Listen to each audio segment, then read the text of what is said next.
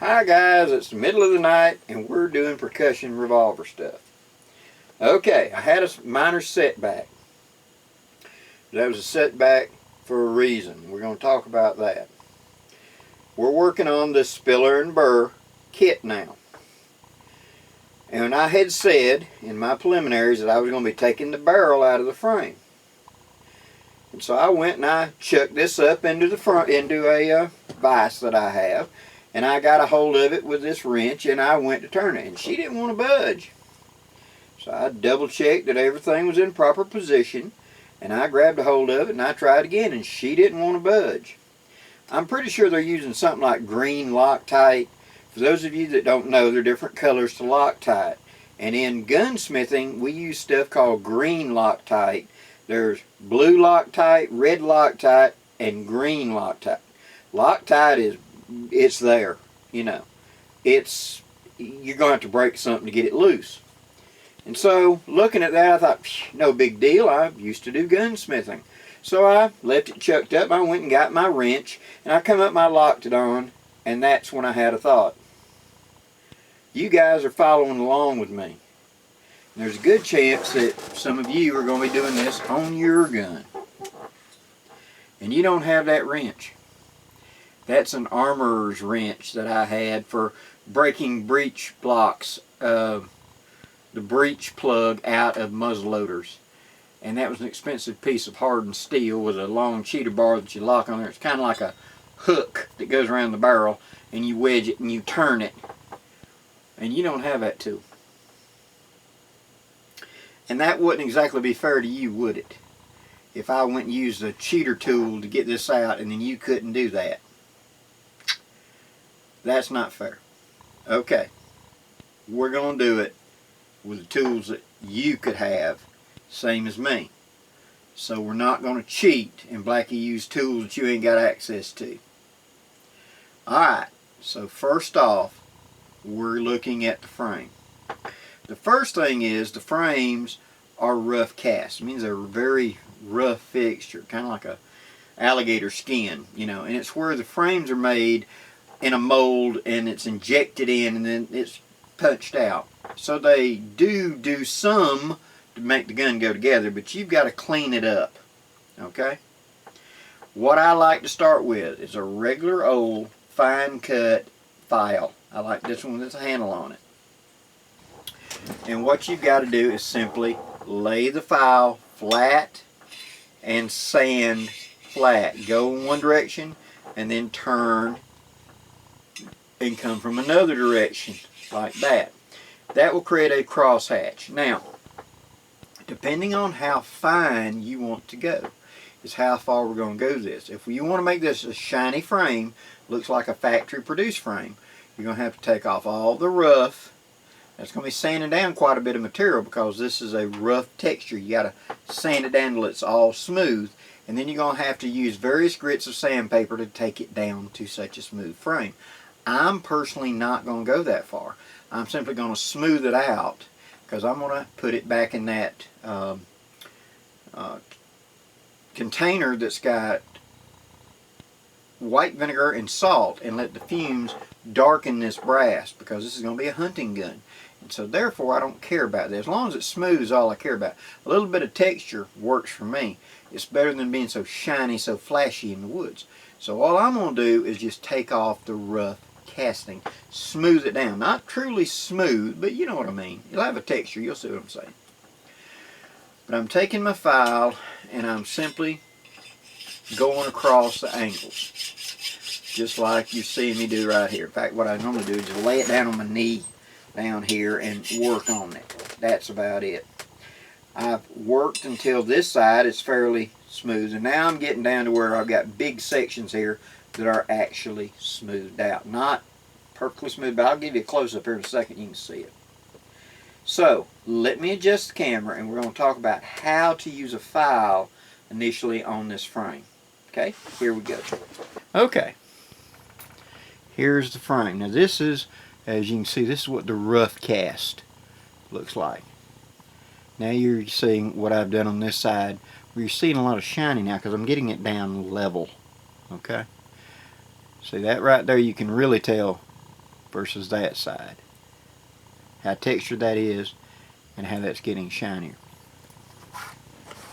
And like I said, what I usually do, scoot into where we can see this, is I simply lay the frame down onto my knee like this. Lay the file up there so it's flat. You don't want to waller up and down. And you want to simply start with light pressure going like this. Okay? Now after I've done like 10 or 12 strokes, change angle and come like 10 or 12 strokes. Then wipe off the file and go back again. And what I'm going to do is take off all those high ridges, and it will get shinier and shinier and shinier as I cut off that surface and get down to the actual level that I want to be at. Now we talked about how I'm going to relieve this frame. That's coming. But for right now, like right across this top frame right here, I'm going to lay the file up there, and I'm just going to run it so it's running flat on that file. See how it, I don't know if you can see that or not, but it kind of shines it a little bit. It's actually taking off that rough edge. Okay? The top flats have already been done for you. So right now it's just sanding and getting rid of all this. Now of course you can take a Dremel tool, but that's going to dish it. I want waves in it. I want it flat. And this is slower, but it's something you can pick up for cheap and not have to do a lot of, you know, extra tools and things to make it happen. So just like this. Now I'm going to get all the flat areas that I can get of the frame. Now inside, this is the important part. Looking in the opening where the action goes. On either side of these two yokes, figure out where I'm looking at. Right here and right here. Between these two, that's where the hammer goes. And this surface straight in here is where the hammer rotates. So I want to be careful not to dish that or waller that out, because I don't want my hammer to wiggle side to side. But I want to put my file, and that's why I like this narrow 6-inch file, or 8-inch. I can push it and cut through this. So I'm going to put it so it's flat on there, and I'm going to do like I'm doing the surface, just like this. So there's no roughness. Now you already know from the factory they've got it where the hammer does work. So this is just an additional. Flip it over, come from the other side. And I'm just going to stone out that area and get rid of any burrs or whatever. Once I'm done with the file, then I transition to sandpaper, and I'll wrap sandpaper over the file. I'm going to start out with 600 grit, and I'm going to go to 1000 grit, and that's just going to polish it because I want it minimum pressure, friction I should say, for the hammer to work inside the operation. Now let's look inside the window right here. Here's where the actual forcing cone is, and this right here is where the base pin comes through for the cylinder. This should not be messed with much. Just clean it up. But that's actually a kind of critical measurement between here and here. If you wallered this out too much, then the cylinder wants to float back and forth. It's kind of held in place by the back of the barrel at the forcing cone, but I don't want to dish that out any, okay? And what I'm going to do is when I get a more aggressive file here in a little bit, I'm going to come in this way, like we talked about. I'm going to open up this window right here. I'm going to file it this way to reduce this edge. Now I know I can't show it to you, but I want you to have an idea. Let me see if I can get it like that. How far across this is. This is putting the edge on, marking it with my thumb. It's that broad across in there. There's too much frame there, and this was a problem with the Whitney binding up. This was also a problem with the Remington, and that's the reason when you look at the Remingtons, and I'll show you that in a minute, they have relieved this out. We actually see barrel threads sticking out because too much fouling would get caked up in there and it would bind up the front of the cylinder. So I'm going to relieve that down to minimize it and give that fouling some place to go other than wedging up at the beginning of my frame. And just take the file and go over all these high spots. Now you see how I haven't done anything on this side and it's rough right there. Okay. So you can lay the file flat. Put a little bit of pressure. and just start going flat.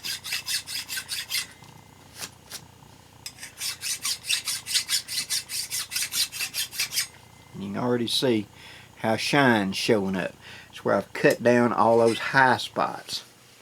Lay it out like this, run the length of the frame. Just like this. Until I get all the high spots off. Now there's a bump right there. You'll notice this on this side of the frame. There's a bump there, a bump there, a bump there. These are ejector pins. There's one back here. And this is what pushes it out of the mold when it's created. So those are going to have to be filed down flush, and that's what this technique does. Simply removes that high spot. Put a little pressure on the file and just keep sliding it on the metal. Flat, just like that. And that milled that one down right there to flush. Now your file is going to get coated with this alloy. You want to wipe it sideways. The grooves in the file, you're going to remove it that way. Okay? That's how you clean a file. And you should have a brush, one of the little wire brushes, to stone it out of there if it gets really bad caked in. But that's how we're going to do it. Now you're going to take this as far as you want to go. You know, you don't have to take it super smooth, and I'm not. I'm going to leave mine all textured up. It'll add some antiquing to it and make it look like it's been through a whole lot more than it has.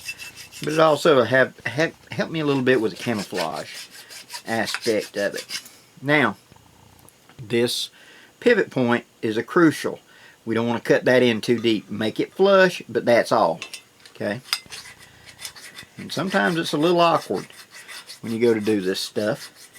And that's okay. You just sit there and file it. Make it as smooth as you can and do the best you can. And then, once you get it as smooth as you want, bring back the sandpaper and sand it.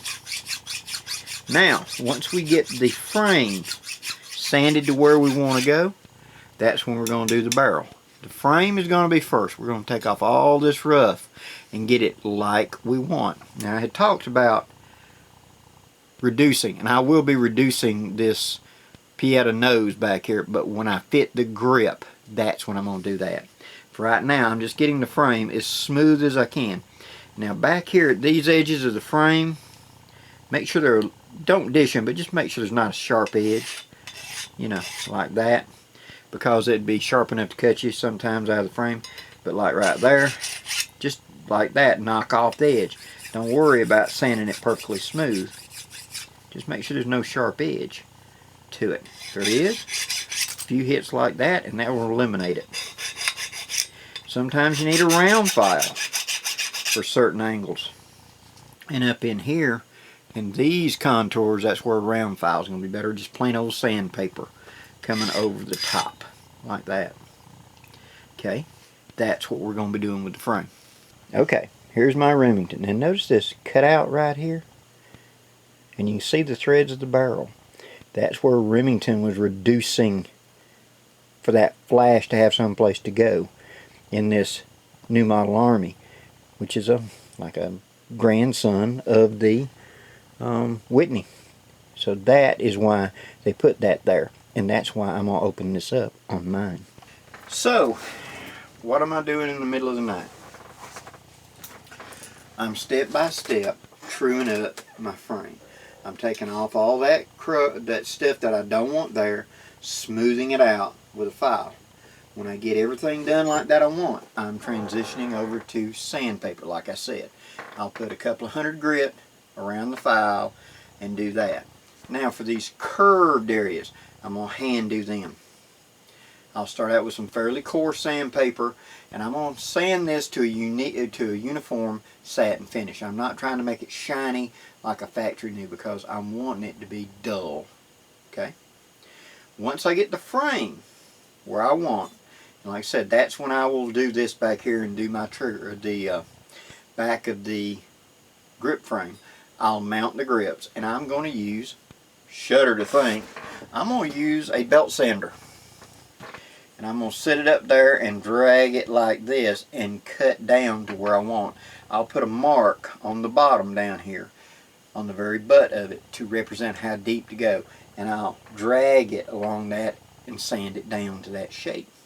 And that will make a big difference. Speed, got to be careful, but I've got experience. You can do it with a file, you can ignore it, whatever you want to do. But for me, I'm going to cosmetically get rid of that nose a little bit. And then I'm going to fit the wooden grips to that. Again, with different sandpaper running a little bit slower, I'm going to shape it to the overall shape of the frame. Now the barrel, what's going to be going on with the barrel? I'm going to chuck it up in a vise sideways like this. And I'm going to draw file the top flat of that barrel to get rid of that writing. I'm going to turn the gun over. I'm going to draw file the other side again to get rid of that writing. And we're then going to have a smooth side of the barrel. After I do that, that's when I'm going to get my T-square out, and we're going to look at the muzzle and make sure the muzzle is truly 90 degrees. I can tell you right now it ain't. I can eyeball it and see it ain't. And that explains a lot why it's throwing it hard left, because that ain't there. And we're also going to deepen and square off this top sighting notch to make a better sight picture. Once that is complete, then we go to the internals. Then we're going to polish and modify the nose of the hammer so it does not block the sight picture and put it in. We're going to polish all the internals and put them in. And finally, we're going to be finishing it. We're going to be antiquing the barrel. We're going to be antiquing the frame. We're going to make the grips nice and dark. And we're going to have a completed gun in the next couple of weeks. Now, this is the earliest steps, guys. This is the hardest step, really, because you're starting with a gun that does work, but it looks kind of rough. And you're taking it apart and you're going piece by piece. But you'll be rewarded if you'll take your time with this step. I'm working on it at night when I get off work. I'm taking my time and I'm taking my file and I'm removing metal. When I get bored, when I get tired, when things ain't, lay it down and walk away. You cannot force metal. You're doing this at a given rate. If you get frustrated, if you get upset, it ain't going fast enough, and you grab that big powerful thing and you go, wah, and you go too far, you can't glue it back on. Trust me from experience, where I have ruined a lot of very good cap and ball revolvers. I've ruined some 1911s. I've ruined other guns where I got in a hurry and didn't want to take my time because I wanted it this way in a hurry. I want it right now. And that is not the way to do it. You want something you're going to be proud of when you're done. Take your time now. Trust me, it's the best way to be.